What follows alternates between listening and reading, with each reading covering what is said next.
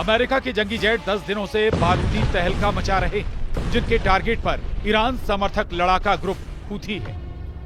जंगी जेटों का उड़नदस्ता 10 दिनों से यमन के चप्पे चप्पे को दहला रहा है। नॉन-स्टॉप बमबारी जारी है। हूथी फाइटर्स के अड्डे, हथियार डिपो, मिसाइल हेडक्वार्टर, समुद्री हथियारों के गोदाम जल रहे हैं। बारूद बरसाने का ऑर्डर ट्रंप ने दिया है। युद्ध में जीत इजराइल की होगी, लेकिन हूथी की तबाही से तिलमिलाया ईरान।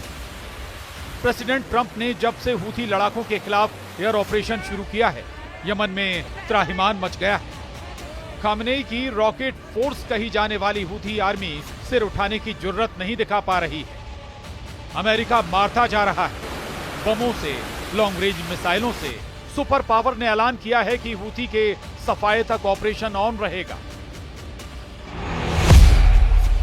15 मार्च से शुरू हुए अमेरिकी हमले में मुख्य निशाना जिन शहरों को बनाया गया है, ये सभी हूथी फाइटर्स के गढ़ कहे जाते हैं।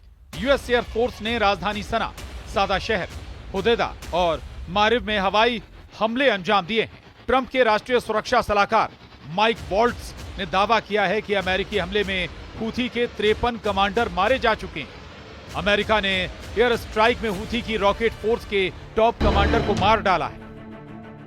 ट्रंप ने साफ कर दिया है कि हूथी ग्रुप अब नहीं बचने वाला। लड़ाका ग्रुप पर प्रेसिडेंट इसलिए भड़के हुए हैं क्योंकि उनकी बार बार की वार्निंग को हूथी हल्के में ले रहा था। हूथी फाइटर्स ने हमास के समर्थन में इजराइल पर हमले बंद नहीं किए। हूथी लड़ाकों ने लाल सागर से गुजरने वाले जहाजों को मिसाइल से उड़ाया। हूथी लड़ाके यहीं नहीं रुके। अब्दुल मलिक हूथी की आर्मी ने अमेरिका के फाइटर ड्रोन का शिकार कर सारी लिमिट क्रॉस कर दी। सुपर पावर अब हूथी फाइटर्स से गिन गिन कर हिसाब ले रहा है। अमेरिका ने यह भी सिग्नल दिए हैं कि हूथियों के खिलाफ यूएस एयर फोर्स का सबसे विध्वंसक जंगी लड़ाका भी इस्तेमाल हो सकता है।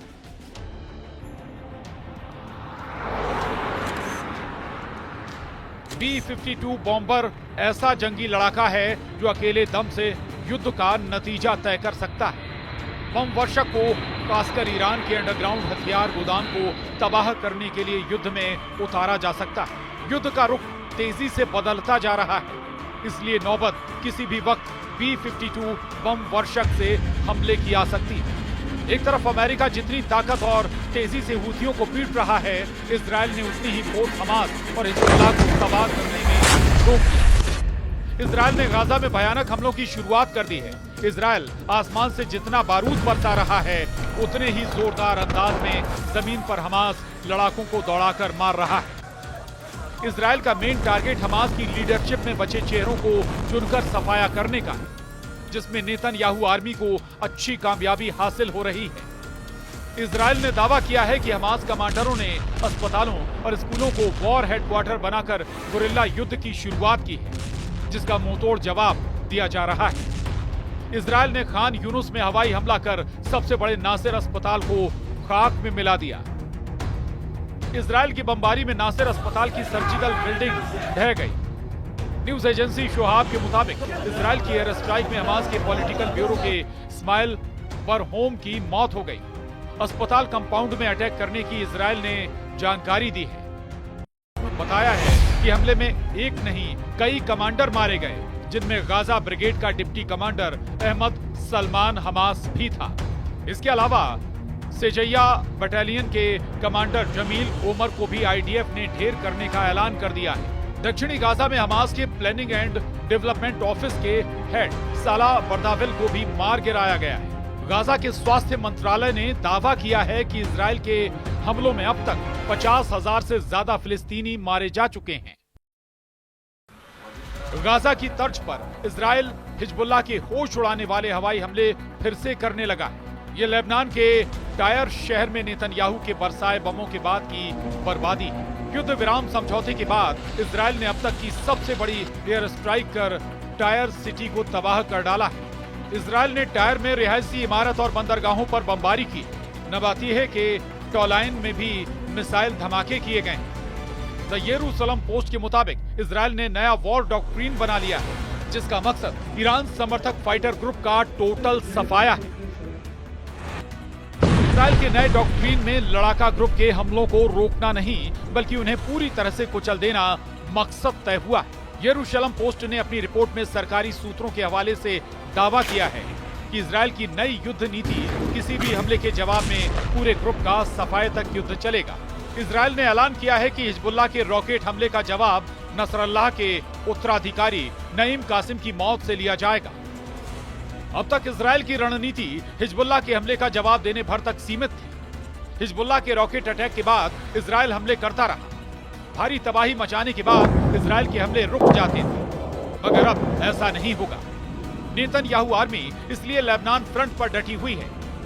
इजराइल के लड़ाकू विमान लेबनान में मंडरा रहे हैं, जबकि युद्ध समझौते में तय हुआ था कि फरवरी महीने में ही इजराइल लेबनान से बाहर निकल जाएगा। इजराइल डिफेंस फोर्स ने ऐलान किया है कि ये सैन्य तैनाती अभी कई महीनों तक रहेगी। मतलब ये कि युद्ध विराम के बाद भी इजराइल ने हिजबुल्लाह को चारों तरफ से कुचलना जारी रखा है। अब तक हिजबुल्लाह के जिस लीडर ने सर्वाधिक मंच पर आने की जुर्रत दिखाई वो मारा गया है। इजराइल के आक्रामक रुख ने हिजबुल्लाह और हमास को वॉर प्लान बदलने पर मजबूर कर दिया है। हिजबुल्लाह फाइटर्स जहां खुद को महफूज रखने की तरकीब पर काम कर रहे हैं, वहीं हमास ने गुरिल्ला वॉर शुरू कर दिया है। रॉयटर्स की रिपोर्ट के मुताबिक हमास लड़ाकों ने अल दालिस की मौत के बाद गुरिल्ला वॉर शुरू कर दिया है। हमास लड़ाके बचे हुए लंबी दूरी के रॉकेटों को फिर से जमा कर रहे हैं। हमास ने नेतृत्व परिषद मॉडल अपना लिया है। हमास की ताकत कम हुई है। हमास के पास हथियार की भी कमी है। हमास को नए लड़ाके भी नहीं मिल रहे हैं, लेकिन सभी फाइटर ग्रुप के बैकफुट पर जाने के बाद ईरान ने बड़ा एक्शन लिया है। खामनेई के रिवॉल्यूशनरी गार्ड्स ने खाड़ी में 3 ऐसी लोकेशंस पर विस्फोटक मिसाइलें तैनात कर दी हैं, जिससे अमेरिका और इजराइल दहल गए। ईरान ने दुश्मनों के लिए 600 किलोमीटर रेंज की बारूदी बाउंड्री खींच दी है। ईरान ने होमुर्ज, जल डमरू मध्य के ग्रेटर टुम, लेजर टुम और अबू मूसा आइलैंड पर मिसाइलें तान दी। होमुर्ज की खाड़ी में मौजूद तीनों आइलैंड पर ईरान का साल 1971 से कंट्रोल है। दुनिया के लिए सबसे अहम शिपिंग रूट पर ईरान ने मिसाइलों की तैनाती कर मैसेज दिया है कि मिसाइल सिस्टम दुश्मन के ठिकानों, जहाजों और संपत्तियों को निशाना बना सकते हैं। रिवॉल्यूशनरी गार्ड्स कॉर्प्स के कमांडर अली रेजा तांगसिरी ने डायरेक्ट धमकी देकर कहा है कि शिपिंग रूट पर ईरान अभी और ताकत बढ़ाने वाला है। ईरान युद्ध की तैयारी में इजराइल से पीछे नहीं है। ईरान ने अमेरिका से टकराने के लिए भी ताकत जुटानी शुरू कर दी। ईरान रूस से एयर डिफेंस सिस्टम S-400 की डील फाइनल करने के मिशन में जुटा है। ईरान ने चीन से भी सैन्य समझौते कर लिए हैं। हाल ही में रूस और चीन ने ईरान के साथ मिलकर युद्ध अभ्यास भी किया है। वॉर रिहर्सल के बाद बीजिंग में हुई बैठक में रूस, चीन ने ईरान पर लगे प्रतिबंध हटाने की डिमांड भी रखी। ईरान को अगर अकेले इजराइल से युद्ध करना पड़ा तो वो कमजोर नहीं दिखता। ईरान की मिसाइल पावर इजराइल पर भारी, ईरान की सेना भी इजराइल से बड़ी, ईरान की नेवल पावर भी नेतन्याहू के लिए थ्रेट है। मगर फर्क तब आ जाता है जब अमेरिका इस युद्ध में आ जाता है। सुपर पावर के इजराइल का साथ देने पर ईरान की कोई बिसात नहीं बचती।